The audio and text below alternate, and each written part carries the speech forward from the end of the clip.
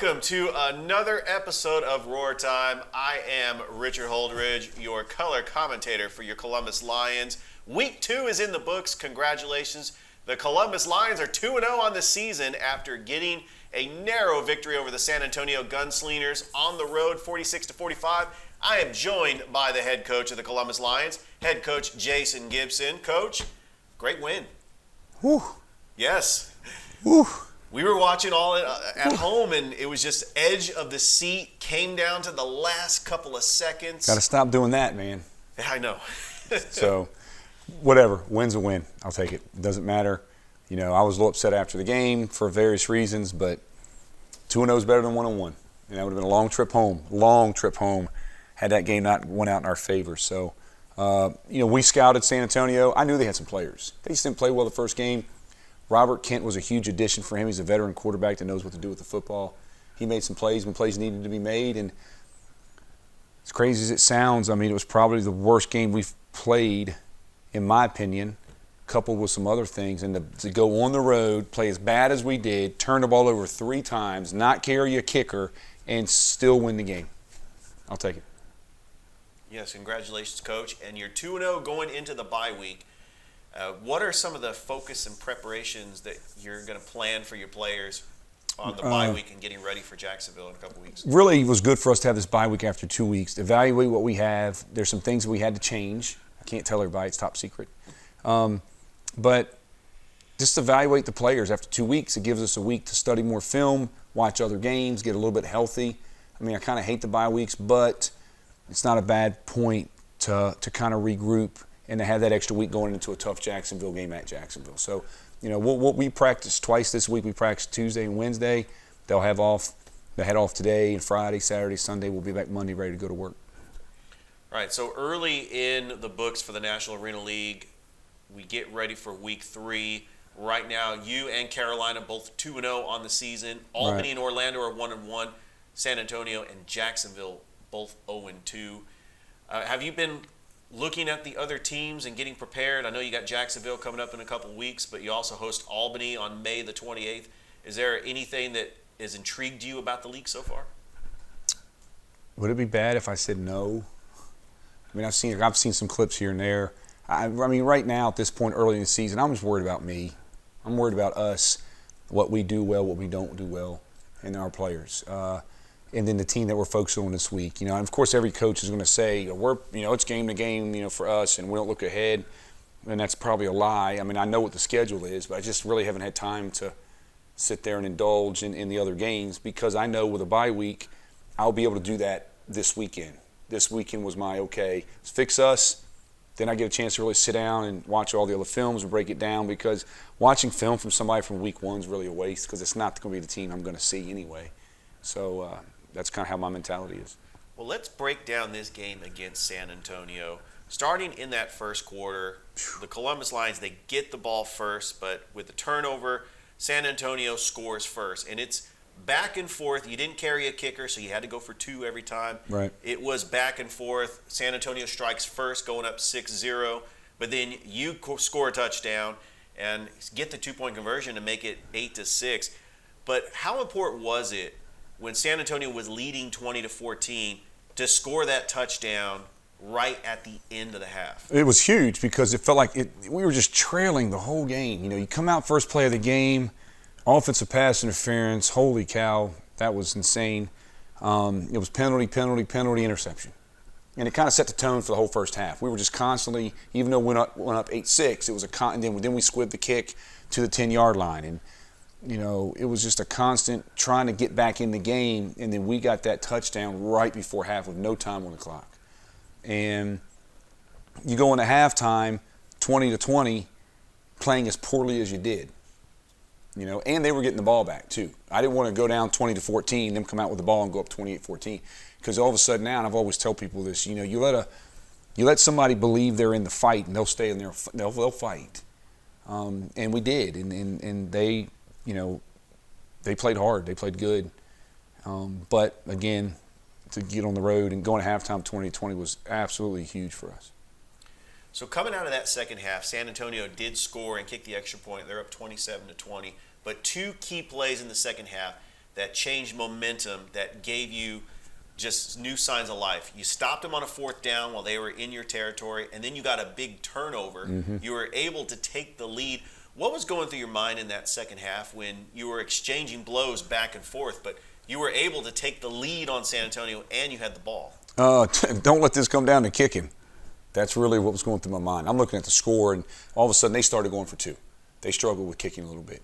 And then there was a point in the game where they were going to score, and they were up by 7, and I think they went for 2. And I'm like, man, if they go for 2 and get this, they're going to be up by 9. That's 2 scores. I could be in a hole. But it kept going back and forth, and I just kept watching the kicking and the 2-point conversions. We had 2 2-point conversions that we should have had. That could have put the game out of reach, made it a 2-score game. But we just, the miscues and the mistakes, almost unbearable.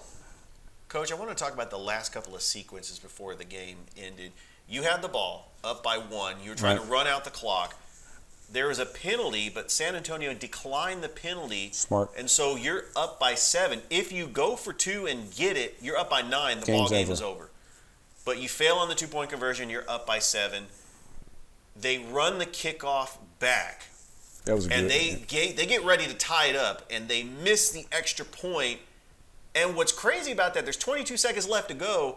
They recover the onside kick. I know that had to have been just so frustrated that they were able to cover the onside kick in that sequence. From a fan standpoint, that's what arena football is about.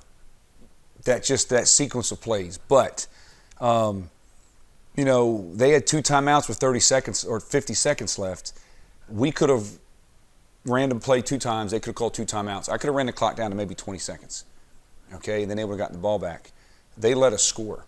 The offensive play where we were just going to run a quarterback off the edge and just fall down. And they actually, at the snap of the ball, stood up and went like this. And Darren walked into the end zone, which was the best thing that could have happened for them. If he hadn't have scored, we could have ran the clock out. So it was a really smart play by them. And then we don't get the 2-point conversion. 2-point conversion could have ended the game. Yes. But it didn't. And then they run the kickoff back. And then the onside kick, which was illegal, by the way, because they hit our players inside of 10 yards, which is illegal. And the officials didn't call it at all. That was a pretty poor call in that kind of magnitude of a game. But, Coach, once again, your defense stepped up when it mattered the most, getting the stops. With about 3 seconds left to go, they were driving, and they've had a couple of incomplete passes, and the ball game was over, and you guys were able to get the victory. Yeah, it was huge. There was another mistake. They had an intentional grounding on that drive, and technically I'm allowed to choose what I want on that penalty, and I was choosing that once on intentional grounding, you can't stop. You can stop the clock, but once the ball is made ready for play, the clock's supposed to run. They would have ran out of time because they had no timeouts left. But the officials didn't set the ball ready for play. They kept the clock stopped, which gave them the extra play. So there was a lot of scenarios that really went against us, and we still figured out a way to win. So I was pretty mad for about an hour, maybe an hour and a half, I don't know, something like that. And then I said, you know what, I'm going to enjoy San Antonio. We got to win. Let's go. All right, we'll talk about that after this quick commercial break. You are watching Roar Time here with Coach Gibson. The Outskirts Sports Bar and Grill. Nobody does food like The Outskirts. Amazing wings, appetizers, baskets, and burgers. And Mr. Henry's Lunch Buffet is the best in town. All you can eat Southern cooking for only $10. Follow The Outskirts on Facebook for the latest on nightly entertainment, sports, music, and the best food in town. The Outskirts Sports Bar and Grill, corner of Veterans Parkway and Whitesville Road in Columbus.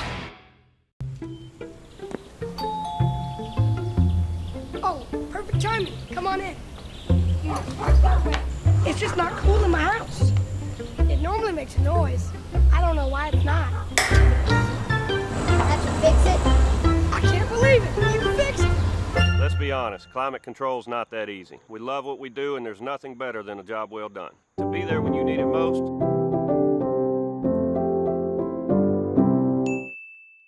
Vector Ply Corporation is a world-leading manufacturer of carbon, fiberglass, and Kevlar composite fabrics located in Phoenix City, Alabama. Our customers depend on us to produce iconic brands such as Malibu and Nautique boats, Cub Crafter airplanes, and the historic C8 mid-engine Corvette. Even the light poles surrounding the Columbus Civic Center were produced by a Vector Ply customer using Vector Ply fabrics. If you're looking for an exciting career with a growing manufacturer located right here in the Chattahoochee Valley, visit our website, vectorply.com, to learn more about Vector Ply and our opportunities. Welcome back to Roar Time. I am your host, Richard Holders, the color commentator for your Columbus Lions.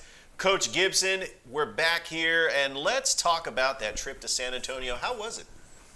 It was good. It was really good. I got San Antonio's first class. I got to give it to Jason Torres and all the ownership group down there. They picked us up at the airport. They served us breakfast 2 days, and we were there from Friday morning. We had a 5:30 flight, so we were up at 2:30 Friday morning driving to Atlanta.